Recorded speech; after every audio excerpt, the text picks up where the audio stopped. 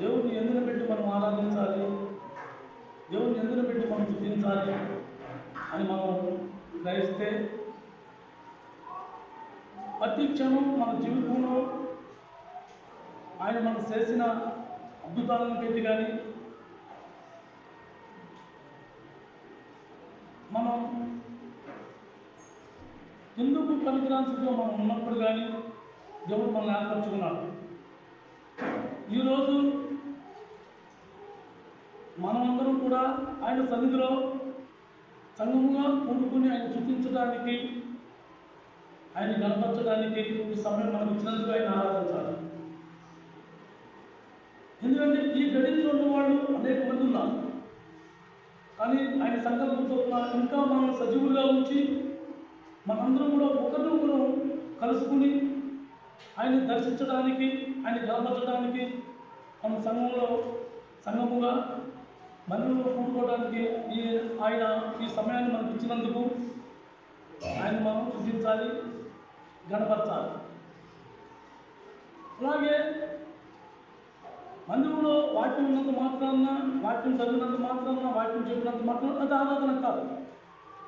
ఆరాధన అనేది విన్నదాన్ని మనం నేర్చుకుని ఆ ప్రకారం మనం జీవించడం దేవునికి ఆరాధన అవుతుంది. కానీ మందిరంలో కూర్చుని విన్నంత మాత్రాన కానీ, మనం చదివినంత మాత్రాన కానీ, మనం ప్రార్థించినంత మాత్రాన కానీ, వాక్యం బోధించినంత మాత్రం అది ఆరాధన కాదు. ఎప్పటికప్పుడు మనం సరిచూసుకోవాలి. ఈ వాక్యం అనేది చదువుకుని మనం దేవుని ఆరాధించడానికి కాదు.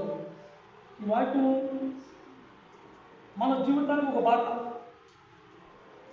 మన దేవుడు ఎలాగైతే తయారు చేశాడో ఆ తయారు చేసిన దానికి ఒక నామకరమైన పుస్తకం అన్నమాట. మనం జీవించడానికి ఏంటి మనకు అవసరమో ఆ ప్రభులాగా మనం జీవించడానికి కానీ, ఆ పరలోక తండ్రిని కలుసుకోవడానికి కానీ మనకు ఏది అవసరమో వాటిని మనం తెలుసుకోవడానికి ఈ బైబిల్ గ్రంథం. అంతేగాని బైబిల్లో దేవుడు ఉన్నాడు, బైబిల్లో మన దగ్గర ఇక్కడ దేవుడు లేడు అనుకుంటానికి లేదు. దేవుడు నిరంతరం నీతో నాతో ఎప్పుడూ ఆయన కూడానే ఉన్నాడు. మనం గ్రహించుకుని ఆ ప్రకారం మనం జీవించడమే దేవునికి ఆరాధన. గడిచిన వారంలో కూడా దేవుడు మన ఎంతగానో ప్రేమించి మన అనేక సందర్భాల్లో మనల్ని ఆయన కాచి కాపాడుతూ, సమస్తమును మనం తెలియనివి నేర్పిస్తూ, ఎక్కడెక్కడ మనం తప్పిపోయామో అవన్నీ కూడా మనల్ని బయలుపరుస్తూ మనం దాన్ని నేర్చుకోవడానికి ఈ యొక్క శిష్యుల సంఘంలో మనం పెట్టినందుకు ఆయన ఎంతైనా మనం కృతజ్ఞత కలిగి ఉండాలి. లేకపోతే అనేక సంఘాలు ఉన్నాయి, అనేక మందిరాలు ఉన్నాయి, అనేకమైన క్రైస్తవులు ఉన్నారు. కానీ దేవుడు మనకే ఎందుకు ఇంత లోతుగా బోధిస్తున్నాడు అని మనం గ్రహిస్తే దేవుడు మన పట్ల ఆయనకున్న ఆసక్తి. నా పిల్లలు నాకు లోపడతారు. మన పిల్లలను చూడండి, ఎవరైతే తరచూ మాట చెప్పగానే వచ్చి స్పందిస్తాడో వాళ్ళకి ఎక్కువ పనిచేయదు. ఎంతమంది పిల్లలు ఉన్నా సరే మాట పిలవగానే ఎవరైతే వచ్చి ఆ ప్రకారంగా చెప్పు అమ్మ, చెప్పు నాన్న అని అంటారో వాళ్ళనే మనం ఎక్కువగా పిలుస్తూ పనిచెప్తున్నాం. అలాగే క్రైస్తవుల్లో కూడా దేవుడు అందరికీ అన్ని మర్మాలు బోధించాడు, అందరికీ అన్నీ ఇవ్వడం. ఎవరైతే ఆయన మాటకు లోబడతానికి ఇష్టపడతారో, ఎవరైతే ఆయన సంకల్పం చొప్పున జీవించడానికి అనుకూలంగా ఉంటారో వారికి మాత్రమే ఆ మర్మాలు బయలుపడతారు.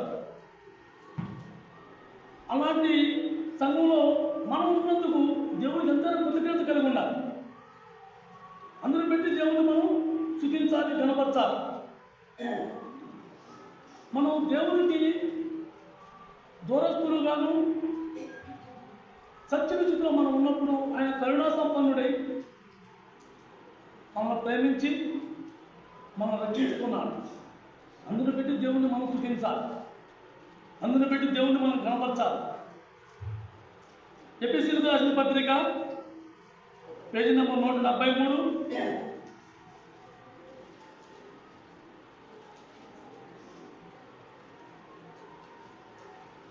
ఎఫెసీయులకు రాసిన పత్రిక 2వ అధ్యాయం పేజీ నెంబర్ 173.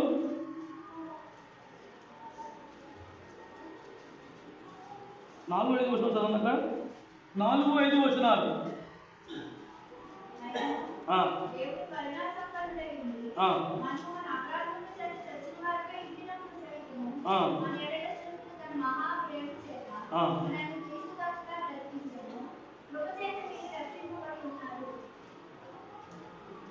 మనకు మనంగా మనం వెలవెట్టి మనం కాన్ఫిడెన్స్ కానీ మనం దేవునికి ఎక్కువ ప్రార్థన చేసి కానీ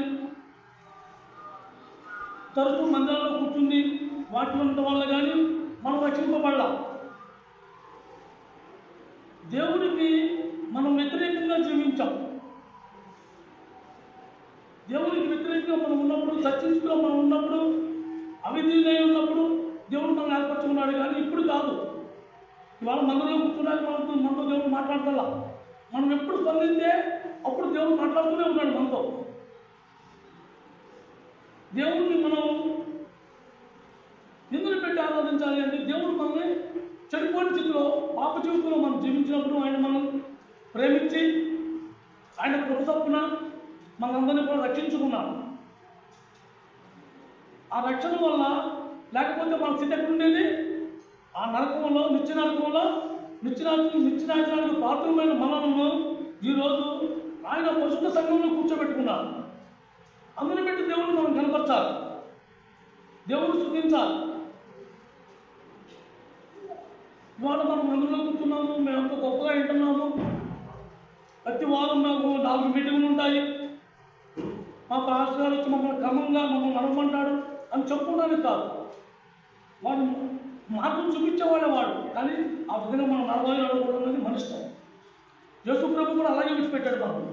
ఆయన బోధించాడే కానీ ఎవరిని కూడా ఖచ్చితంగా నువ్వు నన్ను నమ్ముకోకపోతే నువ్వు శాపగ్రస్తుడు అవుతావు కానీ నేను చెప్పించానని కానీ నేను లేకపోతే నువ్వు ఎలా అవుతావు అలా అవుతావు అని దేవుడు భయపెట్టరు. అలాగే మన సాగులు కూడా వాడు చెప్పేవాళ్ళే కానీ మనైతే ఏమి గద్దించరు. వాళ్ళు చెప్తారు మార్గం అది కాదు ఇదని, కానీ దాన్ని అనుసరించకూడదనేది మనిషి. దేవుడి కోసం జీవించాలా, నా కోసం నేను జీవించాలనేది మన నిర్ణయం. అది ఆ రోజుల్లో మనం సత్యస్థితిలో ఉన్నాం. ఎందుకని? దేవుడు ఎవరో తెలియదు, మనం ఎవరు మొక్కాలో తెలియదు, ఎవరిని ఆరాధించాలో తెలియదు. మన ఇష్టానికి మనం ఏదో సాటికి వెళ్తాం, కొబ్బరి కొట్టడం, ఆ కొబ్బరి కొట్టిన తర్వాత దండం పెట్టడం, ఎంతో కొంత కానుక అదే దక్షిణ కానుక వేసుకోవటం, రావటం, ఇటువంటివి జరిగేవి. కానీ ఎప్పుడైతే దేవుడు మనకు సత్యాన్ని బయలుపరిచి సత్యమైన దేవుడు ఎవరో, ఆయన ఎవరు, మనం ఎలా గుర్తెరగాలో ఆయన నేర్పించి ఆ ప్రకారంగా ఆయన మాట ప్రకారంగా మనం జీవించడానికి ఆయన మనకి ఇచ్చిన ఈ యొక్క సంకల్పాన్ని పెట్టి దేవుడిని మనం స్తుతించాలి. దేవుడు ఆయన ఎందుకు మనం బయలుపరచకపోతే, దేవుడు మనం ఆయన తెలియపరచకపోతే మనకు తెలియదు. రాయి మొక్కాము, రప్పలు మొక్కాము, కొండలు మొక్కాము, గుట్టలు మొక్కాము, అన్నింటినీ మొక్కాము. కొన్ని వాళ్ళు అన్నయ్య చెప్పినట్టుగా ఏ జంతువు తినబడితే ఆ జంతువుకి దండం పెట్టాం. కానీ ఇప్పుడు అలా కాదు. సత్యాన్ని బయలుపరిచాడు, నిజమైన దేవుడిని గుర్తించాడు. మనం దేవుడిని ఆరాధిస్తున్నాము అనే మాట మనకు అర్థమైంది. ఆ సత్యమైన దేవుడిని మనం గ్రహించాము కాబట్టి. లేకపోతే అందరిలాగానే తనంత తానం చేయటం, తర్వాత మంచి బట్టలు కట్టుకోవడం, గుడికి వెళ్ళటం, కొబ్బరి కొట్టుకోవడం, ఇటువంటివి చేసేవాడు. కానీ అది సత్యం కాదు. మరి సత్యమైంది దేవుడు నిన్ను నన్ను తనకు స్నేహితులుగా ఏర్పరచుకున్నాడు, మనల్ని ప్రేమించాడు, ఆయన మన పట్ల ఎంతో కనికరం పడ్డాడు, ఆయన కృపణించాడు. మనం ఎందుకు పనికిరాని వారం అయినప్పుడు కూడా దేవుడు మనం విడిచిపెట్టాల. ఇవాళ అందులో ఏమంటారు తెలుసా? నీకు కష్టాలు నువ్వు ఎందుకు మొక్కున్నావు, నువ్వు కాకపోతే నువ్వు మొక్కు తీర్చాయి. కానీ మన దేవుడు అలా అడుగుతున్నాం. మనం ఏమడుగుతున్నాడు? నాకు నువ్వు కావాలి, నువ్వు నాతో ఉండాలి, నువ్వు సత్యంగా ఉన్నప్పుడు నేను రక్షించుకున్నా. ఇవాళ నువ్వు జీవిస్తున్నావు, నువ్వు కష్టంగా జీవిస్తున్నావు. నీ జీవితంలో నా జీవం ఉంది, నేను ఇచ్చిన వెలుగు ఉంది. ఆ వెలుగును నువ్వు ఆపకుండా నువ్వు ఖచ్చితంగా జీవించాలి. అది దేవుడు మనకు బయలుపడుతున్నాడు. దేవుడిని మనం ఆరాధించడం అనేది ఒక మాటతోనూ 2 పాటలతోనూ కాదు, కానుకేసుకుంటాం కాదు. మన జీవితం పరంగా పెట్టాలి. దేవుడికి మన జీవితంలో ఎప్పుడో ఒకసారి తెగాలి. ఆ తెగితేనే అది బలవుతుంది. కానీ తెక్కకుండా నాకు అన్ని సౌకర్యాలు ఉండాలి, నేను అన్ని విధాలుగా పోవాలి, నేను దేవుడిని ఆరాధిస్తున్నాను, అది కాదు. ఈ భూసంబంధమైన సుఖాలు భోగాలతో జీవితం, క్రైస్తవ జీవితం లేదు. ఎప్పుడో ఒకసారి చెబితేనే కానీ అక్కడ మొదలవుతుంది మన ఆరాధన. మన అర్పణప్పుడు మొదలవుతుంది, అప్పుడు అవుతుంది అర్పణ. ఆ తెగింపు లేనప్పుడు అది ఆరాధన కాదు. కాబట్టి మనం చర్చించులో ఉన్నప్పుడు ఆయన కనికరపడి ఆయన మనల్ని రక్షించాడు. ఎలా రక్షించాడు? ఒక మంత్రం వేసి రక్షించాడా? కాదే. ఆయన కుమారుడైన యేసుక్రీస్తు ప్రభుని ఈ భూమి మీదకి పంపించి ఆయన ద్వారా క్రయం చెల్లించి మనందరినీ కూడా రక్షించుకున్నాడు. యేసుక్రీస్తు ప్రభు కన్యక గర్భాన్ని జన్మిస్తాడని, ఆయన ప్రజలను ఆయనే వారి పాపము నుండి రక్షిస్తాడని లేఖనాలలో రాయబడిన నిమిత్తంగా ఈ భూమి మీద ఆ యేసుక్రీస్తు ప్రభువే వచ్చి మనం రక్షించాడు. మత్తయి సువార్త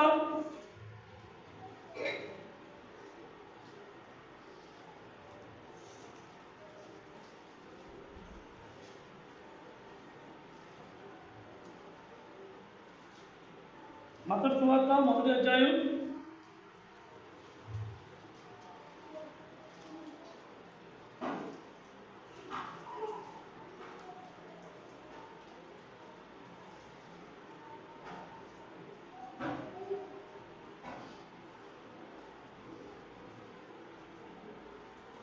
21వ వచనం చదవండి. మత్తయి సువార్త 1వ అధ్యాయం 21వ వచనం.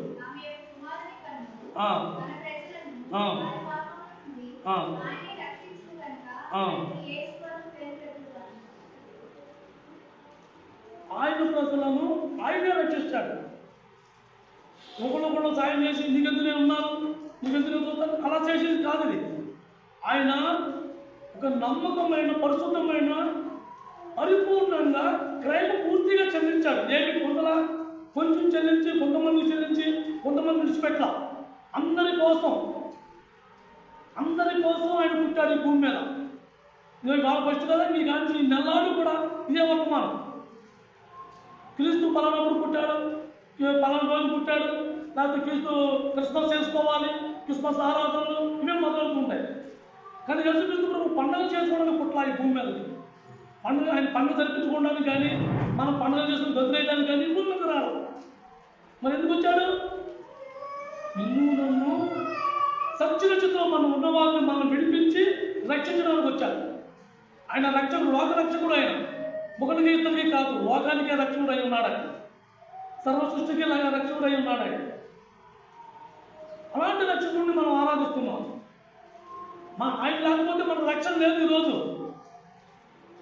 దేవుడు ఆ యేసుక్రీస్తు ప్రభు ఈ భూమి మీద రాకపోతే మనకు రక్షణ లేదు. కానీ ఆయన ఎవరు కూడా మనం ఎవరు గుర్తించాల. ఆయన మనతో తిరుగుతా, మనతో ఉన్నా, మనతో సావాసం చేసినా ఆయన మనం గుర్తించాల. ఎందుకంటే మనం పాపంలో పూర్తిగా మునిగిపోయి ఉన్నాం. ఆయనగా క్రయం చెల్లించి సమర్పించిన తర్వాత కళ్ళు మన మనోన్నతలు వెలిగింపబడ్డాయి. ఆయనే రక్షకుడు, ఆయన దేవుడు. ఆయన కూడా ఉన్నవా ఆ శిష్యుడు తప్ప ఆయన రోజు మందిరాల్లో కొంచెం ఊళ్ళో కొంచెం ఆయన రక్షకుడు అని ఎవరు గ్రహించలేకపోయారు. అలాంటి దేవుడు నీకు నాకు రక్షకుడుగా ఉన్నాడు. ఎందుకు పనికిరాని మనం రక్షించాలి. మనం ఎందుకు ఒక కొంతపై ఒక అరంగులం కూడా లేని దౌర్భాగ్యంలో మనం ఉన్నప్పుడు దేవుడు నన్ను రక్షించుకోవడానికి ఈ భూమి మీదకి ఆయన కుమారుడు పంపించాడు. ఆయన మన పట్ల ఆయనకున్న కనికరం, ఆయనకున్న ప్రేమ, ఆయనకున్న కృప ఇంత కాదు. మన పట్ల ఆయన ఎంతో కృపగల దేవుడు. ఆయన కృప మనకిచ్చి, ఆయన ప్రేమ మనకు చూపించి, ఆయన మన పట్ల కనికరపడి మనం రక్షించుకున్నాడు. దేవుడు యేసుక్రీస్తు ప్రభు అంటే దేవుడు అని కాదు. ఆయన ఎందుకు పెట్టి మనం ఆరాధించాలంటే ఆయన ఎవరో మనం తెలుసుకోవాలి. అసలు ఈ భూమి మీద ఆయన ఎందుకు వచ్చాడు, ఏ నిమిత్తం వచ్చాడు, మన కోసం ఆయన ఏం చేశాడు అనే గ్రహింపు కావాలి. అది తెలుసుకోవాలి. ఆయన ప్రాణం పెట్టాడు. అంత ప్రాణం అంటే ఊరికి అప్పుడు బలైపోయాడా? కాదే. 33 సంవత్సరాలు తన జీవితాన్ని బలంగా పెట్టాడు. ఒకరోజు ఆయన చంపేలా, రోజు చంపారు ఆయన. మానసికంగాను, మాటలతోనూ, నిందలతోనూ, రకరకాలుగా అలాగా మరణించాడు ఆయన. ఒక్కసారిగా రోజు రోజు క్రయం చెల్లిస్తూ మన పాపాలకి, మన సత్యంలో మనం లేవనెత్తడానికి ప్రతిరోజు క్రయం చెల్లించిన దేవుడు ఆయన. దేవుడు నమ్ముకున్నాం, దేవుడు ఏ ఉద్దేశంతో నమ్ముకున్నాం మనం? ఆయన క్రయం చెల్లించాడు, ఆయన కోసం నేను జీవించాలి.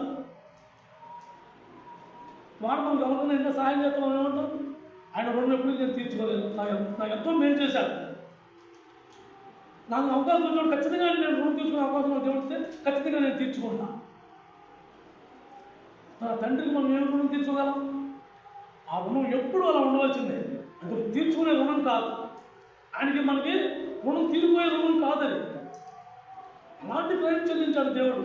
ఆ పరలోకం ఆయన కుమారుడు పంపించి అలాంటి క్రైమ్ కట్టి మనల్ని విడుదల చేశాడు.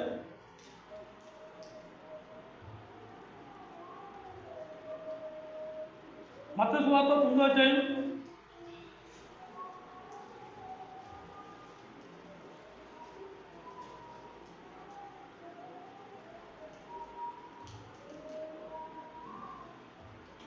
13వ అధ్యాయం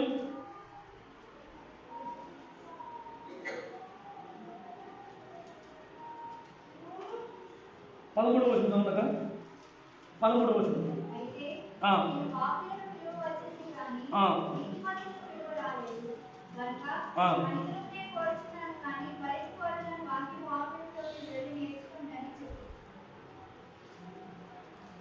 యేసుక్రీస్తు ప్రభు మనం రక్షించడానికి ఈ భూమి మీదకి వచ్చి, ఈ భూమి మీద కనికరమునే నేను కోరుతున్నాను కానీ బదులు కోరుకుంటలేదు అన్నాడు. ఈ మనం ఈ భూమి మీదకి ఆయన కనికరపడి మనల్ని ప్రేమించి మనం విడిపించాలి. ఎందుకు? మనం పాపంలో ఉన్నాం, మనల్ని ఎవరు లక్ష్యరు, మనల్ని ఎవరు పట్టించుకోరు, మన గురించి ఎవరు జాలిపడరు, కనికరపడరు. కానీ ఆయన కనికరపడ్డారు. ఎందుకు? మనం పాపంలో ఉన్నాం, మనల్ని ఆయన కనికరపడ్డాడు. ఆయన కనికరపడి ఆ పాపం నుంచి మనం విడిపించడానికి ఆయన ఈ భూమి మీదకి వచ్చాడు, క్రైమ్ చెల్లించాడు, మనం విడిపించాడు. ఇవాళ వారం నా జీవితం జీవించి, నా ఇష్టాంతరంగా భూమి జీవించి, నేను కష్టపడి పనిచేసి ఆ వారంలో 4,000-5,000 సంపాదించి, ప్రభావ నేను జీవించిన జీవితంలో ఇది దశంభాగం నువ్వు 100-200 దేవుడు ఇచ్చేస్తే సమానం అయిపోతుందా? మనం ఎలా జీవించినా పర్వాలేదా? నువ్వు ఇచ్చే కాదు, ఆయనకి బలుడు గొరబోతులు కొట్టడమో లేకపోతే కాన్పులేయడమో కాదు ఆయనకి కావాల్సింది. మనం ప్రేమించే విధానం అవతల వ్యక్తుల మీద కనికరం కలిగి ఉండాలి. అలాగే దేవుని కోసం మనం జీవించడం మొదలు పెట్టుకోవాలి. మన జీవితంలో క్రైమ్ అనేది లేకపోతే అది క్రైస్తవ జీవితం కాదు. అనేక సందర్భాల్లో మనం ఒక మాట సందర్భంలో కానీ ఎవరైనా ఏదైనా ఇస్తున్నప్పుడు కానీ మన ఊరికే తప్పుపోతాం. కానీ అది కాదు క్రైస్తవ జీవితం. క్రైస్తవ జీవితంలో క్రైమ్ ఉండాలి, ఓర్పు ఉండాలి, సహనం ఉండాలి. దేవుడు కనికరాన్ని కోరుకుంటాడు కానీ బదులు కాదన్నాడు. మనం ఏం బలిస్తే మన దేవుడికి సరిపోతుంది? ఆయనకి మనం ఇచ్చిన క్రైమ్కు సరిపడా బలి మన దగ్గర ఏమన్నా ఉందా?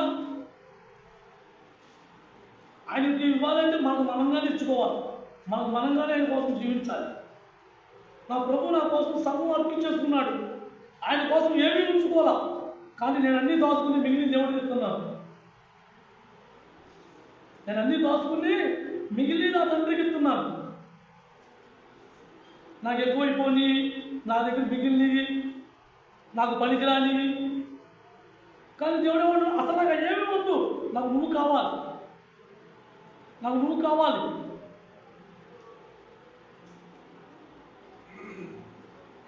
మనం ఏం గ్రహిస్తున్నాం, మనం ఎలా గ్రహిస్తున్నామో మనం తెలుసుకోవాలి. దేవుని పట్ల మనకు ఆసక్తి ఎలాంటి ఆసక్తి కలుగుతాం. దేవుడు నీ కోసం నా కోసం ఏం పెట్టాడు? ప్రాణం పెట్టాడు, తన సమస్తం ఇచ్చాడు, తన పట్ల ఏమీ దాచుకోవాలి. మన కోసం మనం పడవలసిన నిందలని ఆయన అనుభవించేశాడు. వాళ్ళ ఏదన్నా కొద్దిగా ఏదో చిన్న స్వాతంత్రం చెప్పి ఏమంటారు, దేవుడి కోసం జీవిస్తున్నాం కదండి, అందుకని శ్రమ. అసలు శ్రమ అంటే మనం నిజంగా శ్రమ ఉందా? దేవుడి కోసం దేవుడి కోసం అనుభవించే శ్రమ మనకు నిజంగా ఉందా? ఇప్పుడు కైకు జీవితం జీవించేవాళ్ళు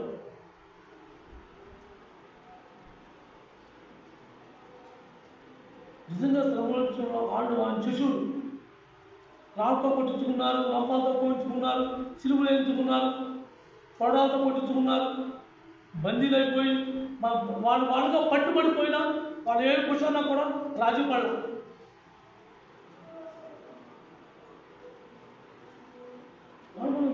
దేవుడి కోసం దేవుడిపై నిలుపుతున్నాము, దేవుడి కోసం నిలబడి ఉన్నాము, దేవుడిని మేము సూచిస్తున్నాము, దేవుడిని ఆరాధిస్తున్నాము అంటే అది దేవుడు మనల్ని ఎంతవరకు అంగీకరిస్తాడు? మనలో సత్యం ఉందా? మనలో సత్యం లేనప్పుడు మనం దేవుడు దూరమైపోతాం తెలుసా? మనలో యథార్థత లేనప్పుడు ఎవరైనా పడిపోవని అంటున్నాను అనేది. పడిపోయినప్పుడు కూడా మనం తెలుసుకుని దాన్ని గ్రహించుకుని కలుపుకోవాలి, పురుషేసుకోవాలి, దులిపేసుకోవాలి. లేకపోతే ఏమన్నా తెలుసా, దేవుడు మీరు ఎవరో నాకు తెలియదు, అక్రమం చేయవాళ్ళు నా ఎక్కడి నుంచి పోండి అంటాడు. అన్నప్పుడు మన పరిస్థితి ఏంటి? ఇదేంటి ప్రభు ఆరాధన వచ్చామంటామా మనం? నువ్వు అర్పణ ఏం తెచ్చావు అడుగుతాడు దేవుడు. మన దగ్గర అర్పణ ఉందా? నన్ను ఆరాధన వచ్చామన్నావు కదా, నువ్వు తెచ్చిన అర్పణ దగ్గర పెట్టు అంటాడు. అర్పణ చూపిస్తాడు మన దగ్గర ఉందా? మత్తయి సువార్త 7వ అధ్యాయం 1 పేజీ తగ్గించారు.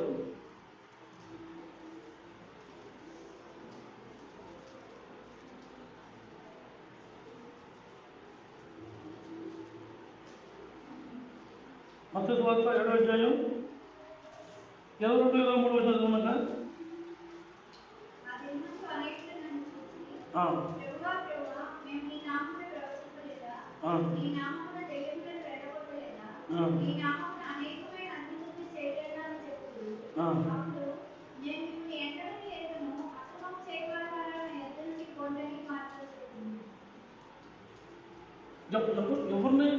ఎవరిని అంటాడా మాట ఆయన? ఎవరిమైతే ఇది ఆ ప్రకారం మనం జీవించలేదో వాళ్ళని, అందరినీ కాదు. ఆయన కోసం జీవించిన వాళ్ళు ఎవరిని ఆయన ఏమన్నాడు? నేను దేవుడి కోసం జీవిస్తున్నాను, నేను యథార్థతగా ఉన్నాను, నేను ఎప్పుడు పడుకోను, నేను చాలా స్ట్రాంగ్ నా పునాది అని మనం ఎవరిమైతే అనుకుంటామో అటువంటిప్పుడు మనం పడిపోయిన మనలాంటి వాడిని దేవుడు ఏమంటారు తెలుసా? మీరెవరో నాకు తెలియదు, అక్రమం చేయవాళ్ళు ఎక్కడి నుంచి పోండి. వాడు ప్రతి సమస్తము తెలుసు వారికి. ఆ యాజకులకి కానీ శాస్త్రుల పరిచయానికి కానీ బయట సమస్తము తెలుసు వాళ్ళకి బోధించేవారే కానీ వాళ్ళు పాటించేవారు కాదు. ఆ ధర్మశాస్త్రం అనేది, ఆ దశాంగిలు అనేది వాళ్ళు పాటించేవారు కాదు. వాళ్ళు వాళ్ళు చెప్పేవాళ్ళు కానీ. ఆ సమయంలో ఎవరేమంటున్నాడు? మీరెవరో నాకు తెలియదు అంటున్నాడు. అక్రమం చేయవాళ్ళు మీరు ఎవరో తెలియదు అంటున్నాడు. మనకి ఇవన్నీ కూడా ముందుకు మెలుగుగా దేవుడు మనం బయలుపరుస్తున్నాడు, మనం జాగ్రత్త పడడానికి. ఇలా మనలో అటువంటి లోపాలు ఉంటాయి, లేవనండి అంటున్నా. ప్రతి ఒక్కళ్ళు ఏదో ఒక లాభం ఉంటానే ఉంటారు. కానీ దేవుడు మనకి ఇచ్చే అవకాశాలు ఇవి. ఆయన బయలుపరుస్తున్నాడు అంటే మనం నేర్చుకోవడానికి. ఒకరు మనం నేర్చుకుని అది సంఘం అంతటినీ కూడా మనం ఎత్తిపడే అనుభవంలో మనం అందరం కలిసి ఐక్యత కలిగి దేవుని ఒకే ఆత్మ కలిగి మనం దేవుణ్ణి ఆరాధించడానికి మనం ఇష్టపడాలి. దేవుని కోసం మనం నిలబడి చావంగా జీవించాలి. అది మన వల్ల కాదు. మన వల్ల కానప్పుడు మనం ఏం చేయాలి? నా వల్ల కావట్లేదు ప్రభా, నాకు చేత కావట్లా, నాకు దిక్కు తోసట్లా, దిక్కు లేని వాడిని, నాకు నీవే దిక్కు, నీలాగా నేను జీవించాలని ఆశగా ఉంది కానీ నేను జీవించలేకపోతున్నాను. నాకు ఆశ అయితే ఉంది కానీ నేను పడిపోతున్నాను. నాకు జీవించే అవకాశం ఉంది కానీ నేను జీవించలేకపోతున్నాను. నన్ను ఏం చేయమంటాను? అప్పుడు మళ్ళీ నేర్పుతాడు ఆయన. మనం ఎన్నిసార్లు నేర్చుకుంటా అన్నిసార్లు ఆయన నేర్పుతాడు.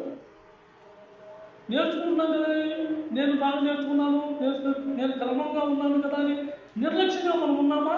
ఆ దినమున అక్రమం చేయవాళ్ళ మీరు ఎవరో నాకు తెలియదు.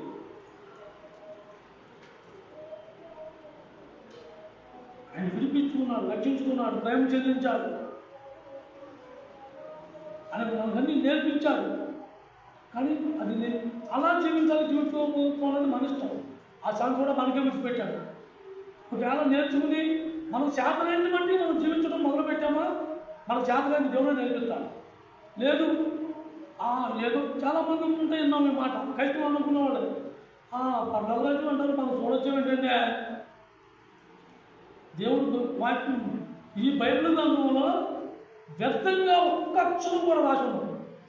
మనం వ్యర్థంగా మాట్లాడతామేమో కానీ దేవుడు బైబిల్ గ్రంథంలో మాత్రం ఒక్క అక్షరం కూడా వ్యర్థంగా ఉండదు. అది మనకు కావాలని ఆచినప్పుడు మనం దేవుని కోసం పోరాడడంలో మనం దిగాలి. మనం ఆ పోరాటంలో మనం దిగినప్పుడు, మనం చేస్తున్నప్పుడు ఆయన ఉన్నాడు, ఆయన రక్షించడానికి వచ్చాడు. అన్ని పాపాల నుంచి రక్షించడానికి వచ్చాడు. ఒక మన ఆత్మీయ జీవితంలో నేర్చుకోవడం అంటే ఏదో నేను అలా ఉండకూడదు, ఇలా ఉండకూడదు, ఇవే కాదు. ఆ మనసులో ఉన్న కోరికలు కానీ, మనం చేసే క్రియలు కానీ అనేకమంది ఉన్నాయి. వాటి అన్నిటి నుంచి రక్షించడానికి వచ్చాడు ఆయన. ప్రతి దానికి యేసు ప్రభు దగ్గర ఒక సర్వేషన్ ఉంది. యేసు ప్రభు దగ్గర లేదు, సర్వేషన్లు లేదు. మనం ఎందుకున్నా ఆయన అడిగితే, లేకపోతే మనం నిర్లక్ష్యంగా ఉన్నామా, అక్రమం చేయవాలని మీరు ఎవరు నాకు తెలియదు, నా ఎదురు పోండి, ఆ మాట పలకకుండా మనం జాగ్రత్త కలిగి ఉండాలి. రోమీయులకు రాసిన పత్రిక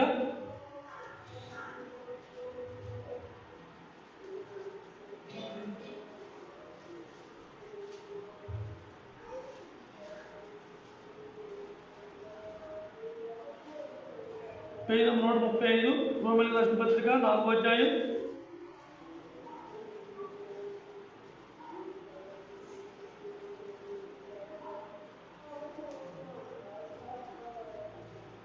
7వ వచనం చదవనా?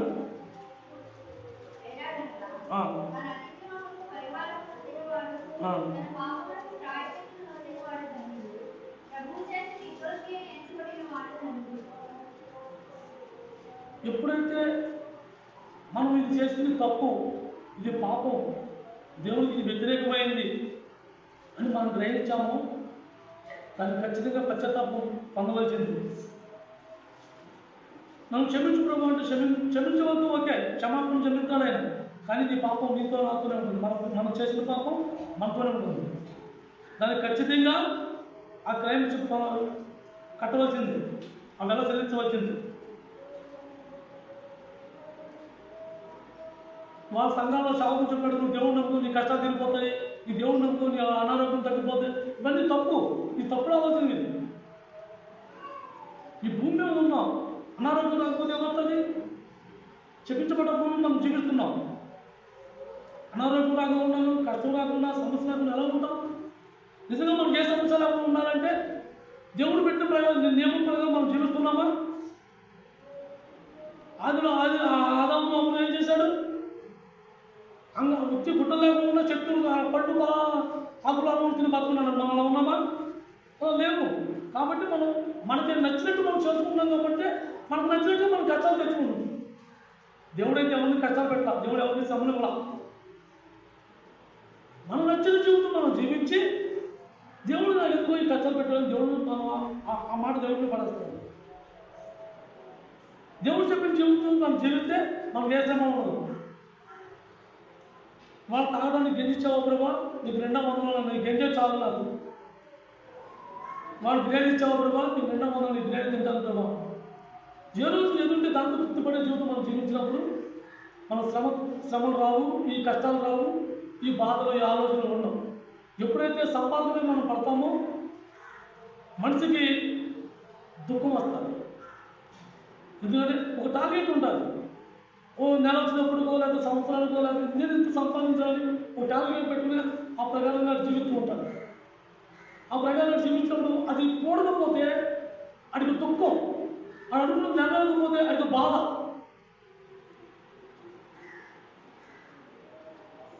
అందుని పెట్టి మనం ఏం చేస్తున్నాం? దేవుడికి వ్యతిరేకం అయిపోతున్నాం. దేవుడు పెట్టిన ఆ నియమాలకి మనం వ్యతిరేకం అవుతున్నాం. మన దేవుడికి అతిక్రమంగా మనం మారిపోతున్నాం. ఆ అతిక్రమం తప్పనిసరిగా మనం క్రైమ్ చెల్లించవలసింది. ఎప్పుడైతే నీకు ఒక బాధ వచ్చిందో, ఒక దుఃఖం వచ్చిందో, అవును ప్రభా ఇది నాకు తగిందే, ఎందుకంటే నేను నా మూర్ఖత్వం వల్ల, నా అజ్ఞానం వల్ల, నాకు నేను తీసుకున్న నిర్ణయం వల్ల నాకు ఇది జరిగింది, ఇది నాకు తగిందే, ఇది పశ్చాత్తాపం. దాన్ని మనం ఎప్పటికప్పుడు ఆ ప్రకారంగా మనం సరి చేసుకోకపోతే దేవుడికి మనం ఇష్టలుగా ఉండలేము. ఆ ప్రభు మనం విడిపించిన పాపం నుంచి విడిపించిన దానికి ప్రాయశ్చిత్తం ఉండదు. మనం ఎంతో పాపం నుంచి మనం విడిపించాలి. మహా మురికి గుంట్లో సెకండ్ ట్యాంక్ లాంటి జీవితంలో మనం జీవించినప్పుడు ఆయన దాని నుంచి బయటకు తీశాడు. ఆయన ప్రశస్తమైన స్వస్థమైన రక్తంతో, శ్రేష్టమైన రక్తంతో నిన్ను నన్ను శుద్ధి చేశాడు, శుభ్రపరిచాడు, కడిగాడు. అది కాదు అటు మాకు దారి బాగోలా ఇలా అని చూపించాడు. మాటలు మనం నడుస్తున్నామా? మనం నడితే ప్రభు దగ్గర జాగ్రత్త, నడవకపోతే ఇందాక దేవుడు మనకు చెప్పినట్టుగా మీరెన్నో నాకు తెలియదు. ఒక్క మాట ఆయన 100 మాటలు నీలాగా నాలాగా అది కాదు ఇలా కాదు అలాగా అన్ని మాటలు చెప్పాడు. అవునా కాదు 2 మాటలు ప్రభు దగ్గర. అది మనం గ్రహింపు కలిగి ఉండాలి. ఆ గ్రహింపు లేకపోతే మన ప్రమాదం. మనం ఎప్పుడప్పుడు ప్రాయశ్చిత్తం చెందాలి, ప్రాయశ్చిత్తం పొందాలి, దాన్ని కడుక్కోవాలి.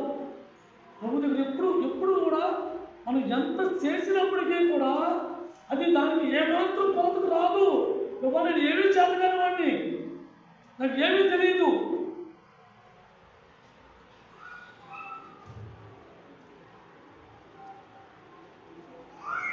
ఎఫెసీయులకు రాసిన పత్రిక 4వ అధ్యాయం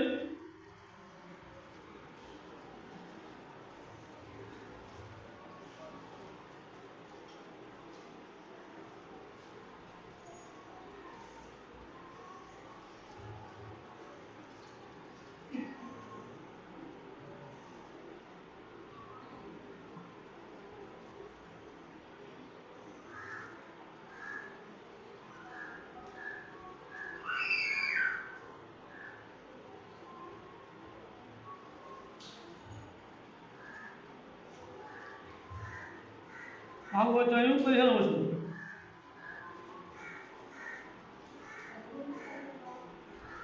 ఎఫెసీయులకు రాసిన పత్రిక 4వ అధ్యాయం 15వ వచనం.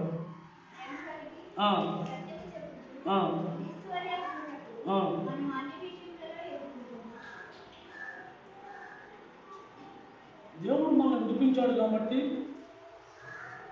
ఆయన ఎందుకు విడిపించాడో, ఆయనకు చెల్లెళ్ళము తమ్ముళ్ళము అని మనం చెప్పుకోవడానికి ఆయన మార్గంలో మనం నడవాలి, ఆయన వల్లే మనం జీవించాలంటే అన్ని విషయాల్లో ఎదగాలంటున్నాడు పౌలు. ఒక విషయంలో కాదు, ఏ విషయంలో కానీ,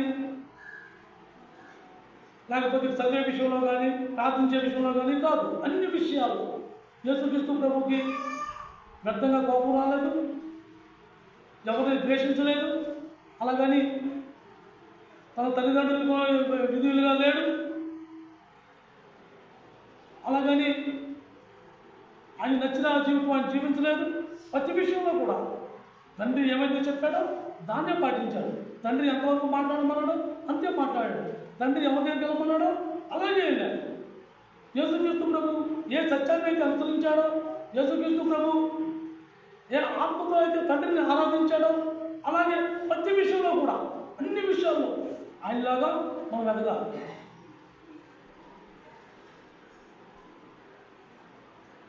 మనం ఎదగాలి అంటే మనం ఏం చేయాలి? దేవుడు ఏం చెప్తున్నాడో దాన్ని అనుసరించాలి, పట్టుకోవాలి. మన మనసుకి ఏదైతే తాకిందో ఆ తాకిన మాటను మనం విడిచిపెట్టుకోకూడదు, బలంగా పట్టుకోవాలి. మన ఇష్టానుసారం మనం జీవించడానికి కాదు ఈ భూమి మీద వచ్చింది యేసుక్రీస్తు ప్రభు. మన ఇష్టానుసారం మనం నడుచుకుని ప్రభా నాకు నువ్వైతే తినడానికి కాదు యేసుక్రీస్తు ప్రభు వచ్చింది. ఎన్నిసార్లు క్షమించమని క్షమిస్తాడు, కానీ మనం చేసిన దానికి ప్రతిఫలం మనం కూడానే ఉంటుంది. దాన్ని మాత్రం అంత సులువుగా పోయేది కాదు, అది దానికి రేపు దానికి చెల్లించవలసిందే. ఒక వ్యక్తికి 1 లక్ష రూపాయలు డబ్బులు ఇవ్వాలి, ఒక నెల ఆఖరికో లేక 2 నెలలకు మనం టైం పెట్టుకుంటాం.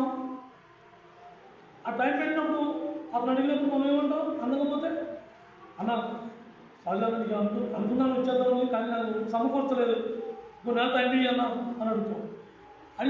ఆయన ఆ టైం ఇచ్చినందుకు మాత్రం అప్పు పోతా పోదు. అప్పు కట్టవలసిందే. అలాగే మనం చేసే క్రియలకి దాని క్రైమ్ చెల్లించవలసిందే. మనం ఏమైతే చేశామో దేవుడి దగ్గర క్షమాపణ అయితే దొరికింది, కానీ రక్షణ కావాలి.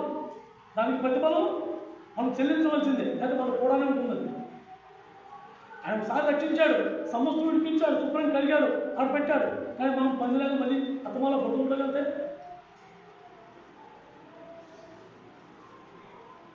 పని ఎంత కడిగినా సరే ఏం చేస్తుంది?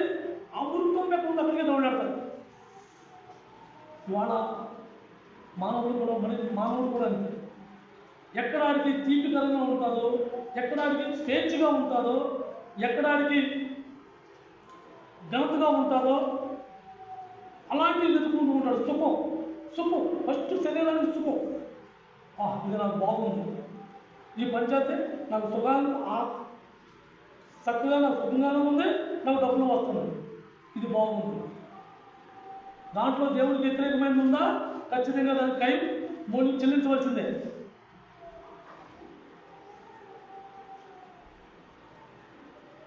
ఎప్పుడైతే దేవుడు ఒక మాట చెప్పాడో ఆ మాట మనం పట్టుకుండాలి. దేవుడి మందిరం వచ్చినప్పుడు మనం మంచి ఒక ఆలోచనతో, మంచి ఒక తలంపుతో, మంచి ఒక ఆశతో దేవుడి సన్నిధికి వస్తాం. కానీ దేవుడి సన్నిధికి వచ్చిన తర్వాత దేవుడు ఏమి చెప్తున్నాడో ఆ ప్రకారంగా తిరిగినా ఆ మార్గం వెళ్ళాలి.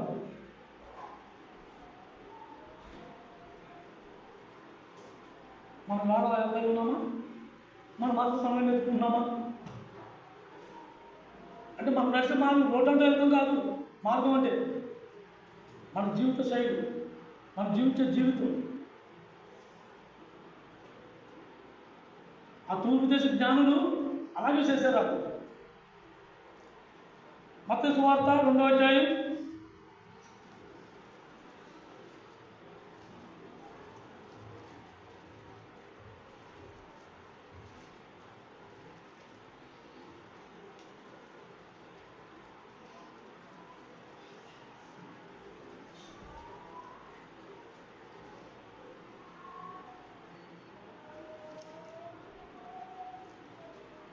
2వ అధ్యాయం 8వ వచనం చదవమా?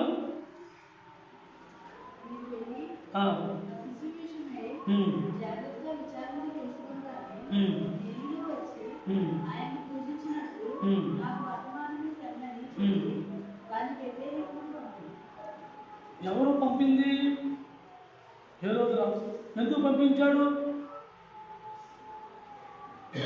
ఆ యేసుక్రీస్తు ప్రభువు వల్ల వాళ్ళకి శ్రమ. యేసుక్రీస్తు ప్రభు వల్ల వాళ్ళకి నష్టం. ఆ ప్రభు పుట్టినాడని తెలిసి ఆ ప్రభువుని చంపడానికి ఆయన ఏం చేశాడు? కుయ్యొత్తుతో మీరు ఎందుకు తెలుసుకుని నా దగ్గరికి రండి.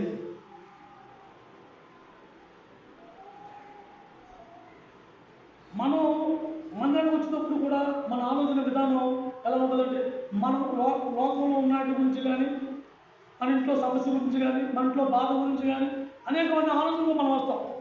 నిజంగా చెప్పాలంటే నిజానికి దేవుని మందిరానికి దేవుడిని నిజంగా నేను ఆలోచించాలి, నా అర్పణ ప్రభావం తెచ్చేవాడు 99 మందిలో ఒక్కడు కూడా ఉంటానో తెలియదు. కానీ నాకైతే వచ్చే 99 మంది మాత్రం నాకు ఇది కావాలి, దాన్ని నేను బలగా ఒప్పుకోవాలి, అది కానీ నేను దేవుడితో చెప్పుకోవాలి, నేను ప్రార్థనలో చెప్పుకోవాలి.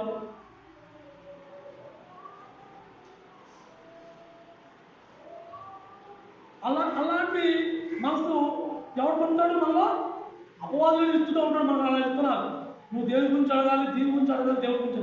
అసలు దేవుడి గురించి అయితే మనం దేవుడికి మన గురించి ఈ భూమి వాడి గురించి అయితే దేవుడు మనం అడగట్లా. ఆయన సమస్తం ముందుగానే నిర్ణయించి ఉంచాడు.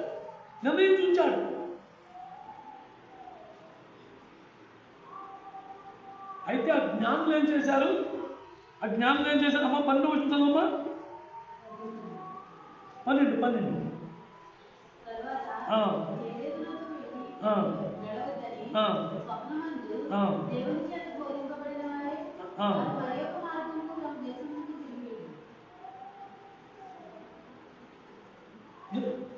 ఎవరెవరి వద్దకు వెళ్ళొద్దు.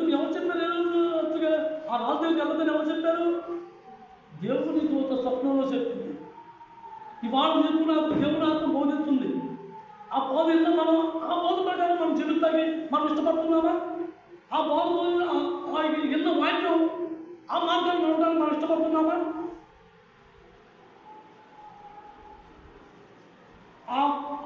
ఏ మార్గాన్ని అయితే వచ్చామో తిరిగి అదే మార్గాన్ని వెళ్ళాలి, అలాగే జీవించాలి. ఈ వారం ఇది నేర్చుకున్నాను, నేను దీంట్లో బలపడ్డాను.